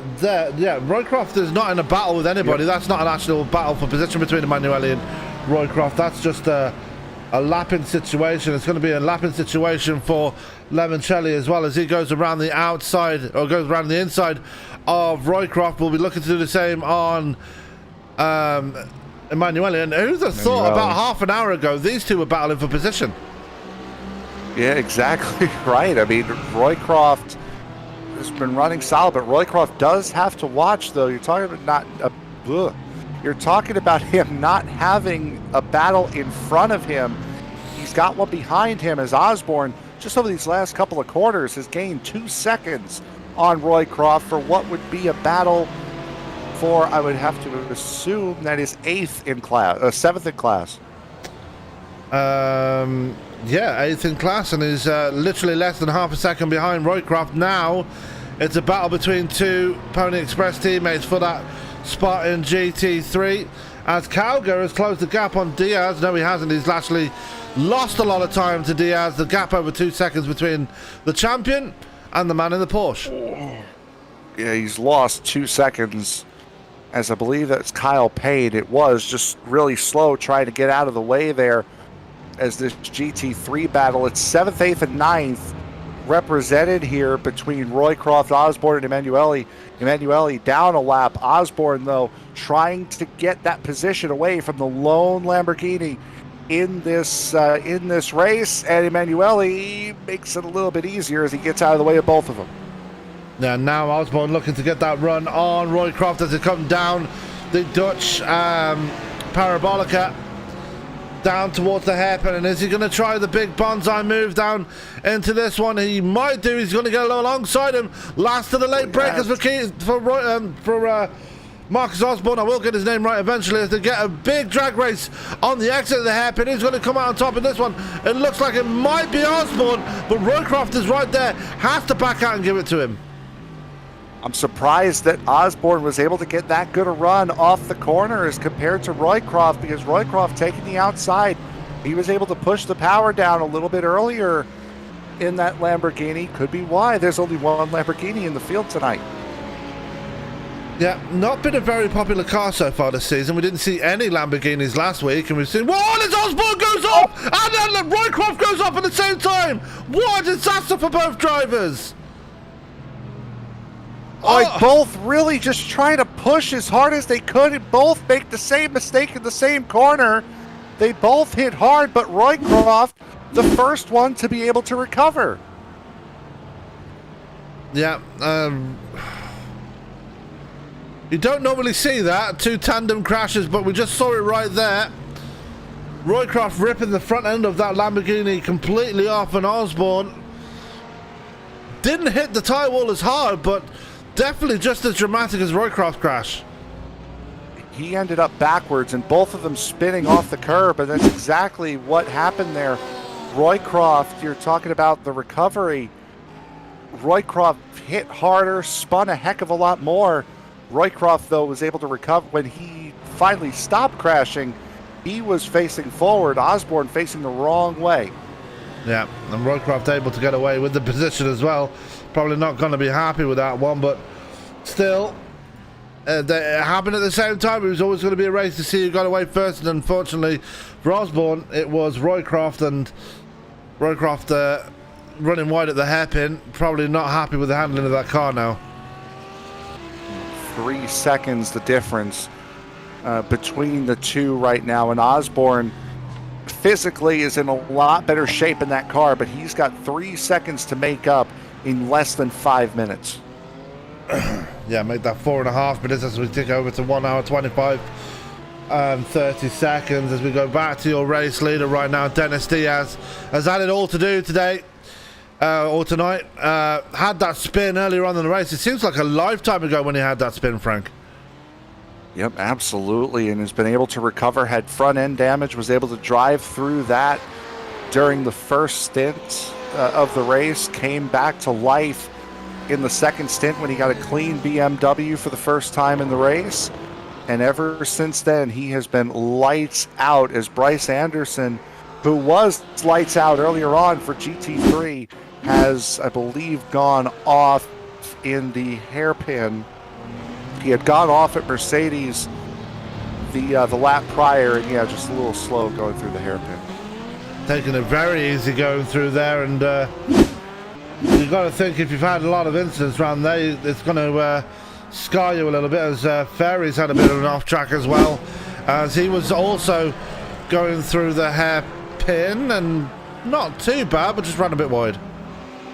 And it's the exit of that hairpin that's been triggering a lot of the incidents that we've had here tonight. Roycroft, by the way, as he gets around Payne, Roycroft right now 3.7 seconds ahead of Osborne. So Osborne starting to fall back. Bryce Anderson takes it pit side here in the final 3 minutes. Yeah, and that might cost him a spot, or maybe not, because Roycroft is still only making his way from the stadium. Tires on that car, on that Porsche, so that's going to be a little while. And that was Payne that went sliding off. Yeah, going into the stadium. Bit of a tough race for Carl Payne. Currently sitting P21 overall, 12th in class, as there goes Murray around him. And Murray, we've not really spoken about him in the last few laps. He's had a bit of a cleaner second half to the race than he has the first. Running in P10 in class, P19 overall. Yeah, he has done a very solid job in that Porsche. Has Ryan Murray's had a couple of incidents tonight, but mostly by himself. As Anderson able to get out ahead of Roycroft, 4 seconds clear of Roycroft, as Fairies and McCombs now battling for 5th place overall. And this battle's been going on for quite a number of laps now between these two, as they come through this left-hander towards the final part of the track. And there's probably going to be a biggest battle on the closing stages of this race, as Diaz, 2 laps to go for him now. Oh, as we go back to keep close to contact. Yeah, Fairies and McCombs are going to be throwing haymakers at each other until the checkered flag, because it's a battle for the top 5 here between these two. But there is not really any battles going on anywhere else, as Atticus Middleton has gone off again somewhere on the track, as McComb's doing everything he can to hold off Fairies. Yep, and this is going to be a very good battle. Fairies does look to be a little bit quicker than McCombs right now. So that's certainly going to help Fairies as he's going to look to dive now. Going into the hairpin, shows the nose, but has no real shot at it. Especially with Fairies continuously running wide, coming off of that corner. I'm not sure. It's starting to feel intentional now, that line that he's taking coming out of the hairpin. And you've got to assume that's giving him off tracks as this race is going on. And obviously... Oh, it is. Yeah, there should be. I'm pretty sure there's a limit on this. So if you get too many off tracks, it's going to give you a penalty or a disqualification. I'm not really sure how they do it in this one, but those off tracks will be mounting up, and he's been doing it a lot tonight. Yep, he absolutely has. As Dennis Diaz crosses the line now, he will take the white flag, cross the line with 8 seconds to go in this race. Dennis Diaz now on the final circuit of this race. Yeah, and what a race it's been for him. We already mentioned had a tough start to the race, had that spin early on with some front end damage, and once he got it repaired, he was like a different driver, just absolutely blitzed the rest of the field and just got away from Terry Calgary this last couple of laps as we've had another incident right here. No, it's Fairies. He really took liberties with the track. There it is. He took liberties with the track limits in turn 1 to get him up into that position. This is going to be an otherworldly dive if he takes it here, which from what we've seen, I don't doubt he's going to take it. Tries the outside line into the hairpin. Crossover. Tries the up and under and doesn't get it. So McCombs just holds on out of the hairpin, but one man that doesn't really need to hold on at this point is this man right here, making his way through the right-hander and into the final section of this course. Dennis Diaz in the second half of this race has been a man possessed since he got that damage early on, since he had that spin, but has recovered absolutely magically as he makes his way through the final corner. Dennis Diaz wins at Hockenheim, and in fantastic fashion, really stamping his authority on season 2 already.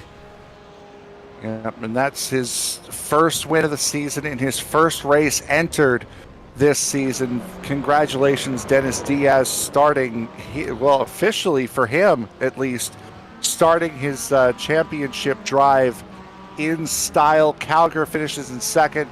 Langenberg comes home in third. Paul Skip P4, and Brad McCombs beats out Fairies after Fairies darn near ran him over going into Mercedes. After that, there was nothing that Fairies had for the 23 of McCombs. Yep, and now here comes Chris Lawson. He's just making his way through the final 2 corners, and Lawson been very measured since the demise of Bryce Anderson, but still kept it out in front as Lawson claims GT3 honours here at Hockenheim. A great win for him as well in that Pony Express BMW. Yep, absolutely, and it was those BMW logos. It's the ESPN logos on the rear quarter panels for him that gave him the extra speed he needed. Matthew Limoncelli comes across the line. He will finish second for the second consecutive week, as Zachary Nuremberger right now just has to coast it home to take P3. Yeah, Nuremberger's had his own fair problems. He got pitched into a spin earlier on, but that won't bother him too much. He'll be happy with that third place and will take it any time of the day. Oh, I think that's a bit of friendly banter between Nuremberger and Osborne right there. I would have to assume so. Also, by the way, as we were watching these battles, Marcus Osborne was able to get around Keith Roycroft, as I believe Roycroft might have spun, or at least had a little bit of a moment we'll find out. That allowed that pass to take place. Doesn't say where it happened, but it definitely happened. But Lap anyway, 51 for the GT3s. There it is. We're going to go back and take a look and see what happened here. As if your iRacing plays nice, mine didn't. It's trying to play nice.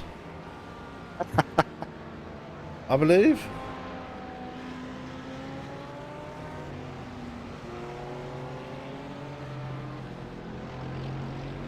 Osborne finishing ahead of Keith Roycroft at the end of that.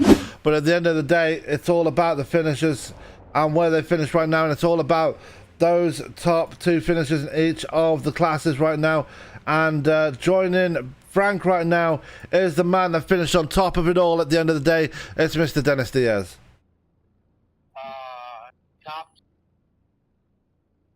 Dennis, you had a little bit of adversity to overcome at the beginning of the evening, but you were able to overcome it in flying colors, your first attempt in Season 2, and you're at the top step of the podium. Yeah, I wasn't expecting that whatsoever. I thought after the collision at the hairpin and then the spin on turn 2, I was like, all right, the race is already pretty much not well. And then I just put my head down and sent it. And this BMW is not easy to drive anymore. It's pretty much nerfed. So I don't even know how I got here, but I'm glad I got here.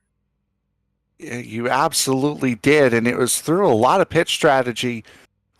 When you had came out behind Calgar there, after Calgar had made his pit stop, what were you thinking that you could get around him, and how easy did you think it would be? Because you made it look pretty simple.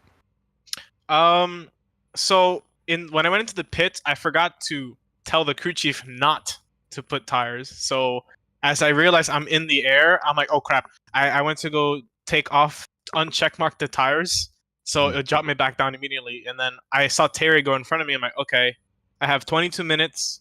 I know over the whole race, I was, setting a gap to him. So I was like, okay, well, if it's the same as before, I'm just going to do the same thing. So not saying Terry is slow by any means. He's fast. But I knew I would try to catch him. And I knew the traffic would help me as well. So once I caught up to him, I'm like, okay, all it is now is just a waiting game for him to make a mistake or for something to happen. So once I got past him, I was like, okay. I think we were in second, and then they said Paul had another pit. I don't know what happened to him, but then after that I was in the lead. So yeah, that was pretty much it. Yeah, Paul had to come in to pit again for his second stop. Now we head to Mid-Ohio next week. It's a very, very different style racetrack to this one. What are your thoughts going into a track that doesn't see a lot of use as far as league racing goes? Mid-Ohio, from what I remember, it's very, very technical in some areas. This BMW, the way it is now, it's going to be a struggle bus. So I am going to see what I can do and hope that it's enough to stay ahead. If not, then I'm going to just make as many points as I can. Anybody you want to thank before we let you go tonight? So for the livery, as always, Joe Hutchings from Hutchport Racing. You guys for broadcasting it. Mark for hosting the league. To all the competitors that have come, new competitors and old ones that have come back. Shout out to them. They've been driving very well. And to Aaron Taylor as well. He was helping me as well get some pace. I don't know. I'll probably say the inside joke between me and Aaron next race if I get the chance. I don't know if it's the best thing to say now, but shout out to him as well. He's a big help. And friends and family watching. My bad. Can't forget them. There is your overall race winner here tonight, Dennis Diaz. Congratulations, bud. Thank you. Unexpected.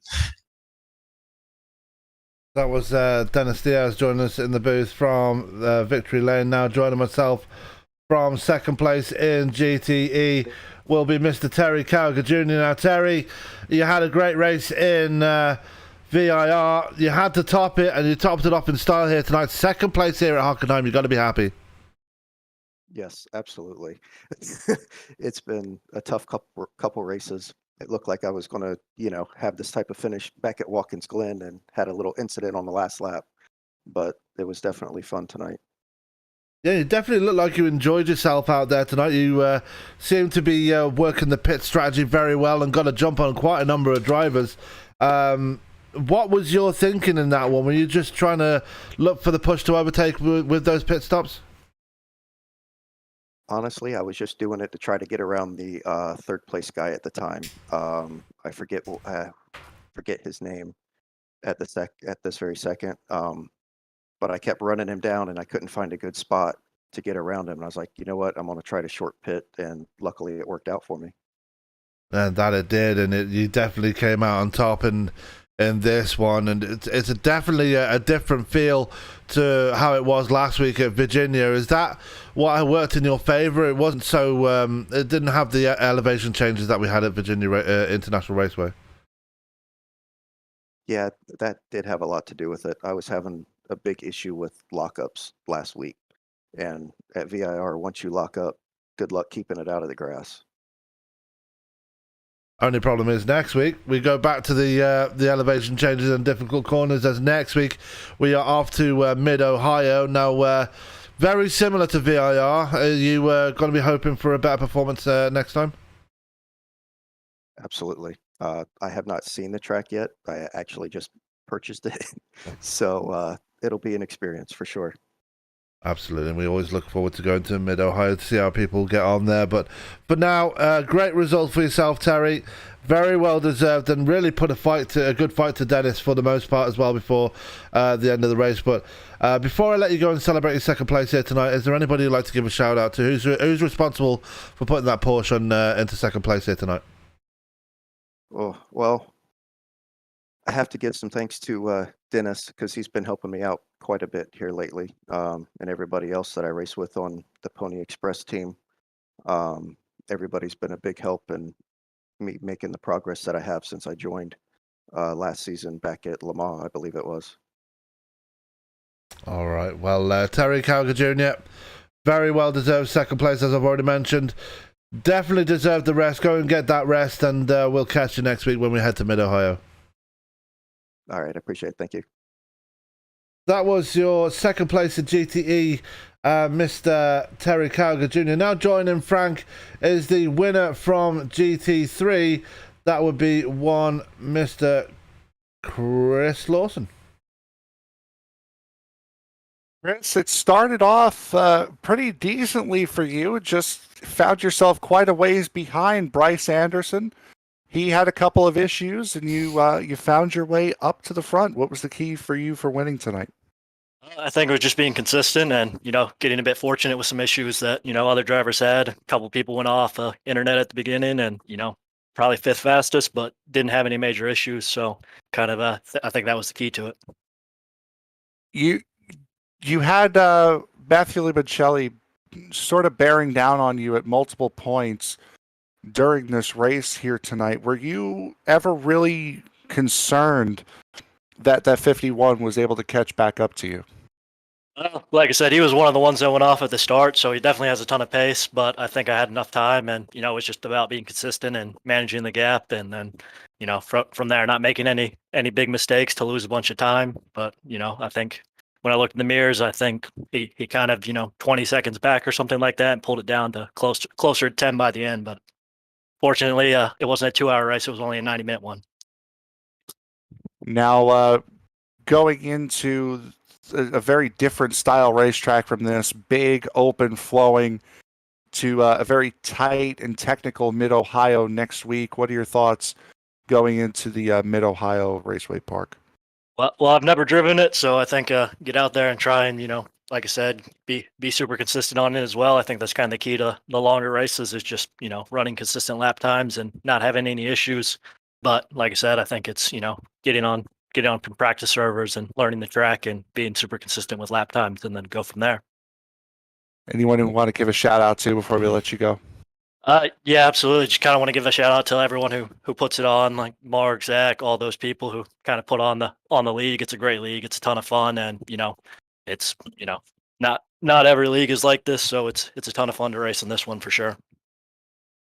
All right, there is your winner for the GT3 class tonight, Chris Lawson. Congratulations, bud. Yep. Thanks, guys. So that was Chris Lawson joining us from Victory Lane in GT3. Now joining us for the second time this season, one Mr. Matthew Lemoncelli. Matthew, you're making a bit of a habit being up here on the podium, aren't you? Yeah, I guess so. Another second place. I'll take it. I can't complain. Yeah, and it was a very eventful race for yourself. A lot of action out on the track here tonight. Just talk us through that. You had to make quite a few passes here tonight. Yeah, you're not kidding. That sausage curb at turn 1, I hit that. I was so used to hitting it in my practice sessions and oversteered into the wall. And from there out, I mean, definite frustration, but just put my nose to the grindstone. And I'll tell you what, I got lucky. There was a couple off-track excursions in front of me and some tangling of cars, and I got lucky. But Hockenheim is definitely a difficult track to pass on, and it was fun, but it's something that I'd like to take some time off before I do it again. Yeah, and definitely a different contrast to you from last week. Obviously, last week had a very lonely race. This one a very eventful race. Looking ahead to Mid-Ohio, what are we thinking heading into that one next week? You're going to have a bit of a mixed race next time? Yeah, I'm feeling good about it. It's a track that I'm pretty comfortable with and used to. So hopefully practice will go smoothly. And I'm not sure what the balance of performance is going to look like, but we'll see what the Mercedes, how the Mercedes stacks up against these other cars, and go from there. It'll be fun one way or the other. Like I said last week, I'm loving this. This is a great time. Absolutely. Well, before I let you go and get some rest after another tough race here tonight, Matt, is there anybody you'd like to give a shout out to? Who's responsible for bringing that Mercedes to the podium here tonight? You know, the same as last week. Love to thank my family, my wife Liz, and definitely Pony Express Sim Racing for setting all this up. This is, like I said, this is an amazing league to be in, and I'm honored to get the second place. I'm honored to race with you guys. It's very fun. Absolutely, and we definitely look forward to seeing you again next week. Matthew, congratulations one more time on another second place. Definitely put you in good stead with the championship, and hopefully you can continue that form when we head to Mid-Ohio next week. Sounds good. Thank you so much. That was Matthew Lemoncelli joining us in the booth from second place. And Frank, another very eventful race for these guys. A lot of people struggling with how the track works, and obviously with it being a new track, didn't really work in their favour. But Dennis Diaz just coming back after a week off and just absolutely blitzing the field. Yeah, he absolutely did. And I mean, it was thanks to a couple of issues that a couple drivers had. Fairies having that issue that forced him off cycle. Paul Skip having his little run in. Tony Watson as well. Watson was right up there and unfortunately just fell victim to something that wasn't his fault. And then just the battles all throughout the GT3 field here tonight. You know, we say it so many times that the race was action-packed and a lot of things going on all over the place. This time, I think this race lived up to that, probably more than any other race we've ever said that about. Absolutely, it was definitely eventful, and we look forward to more again next week when we head to Mid-Ohio. But for now, let's take a look at your race results after this one, and we're gonna hopefully show the results because it's not showing up right now.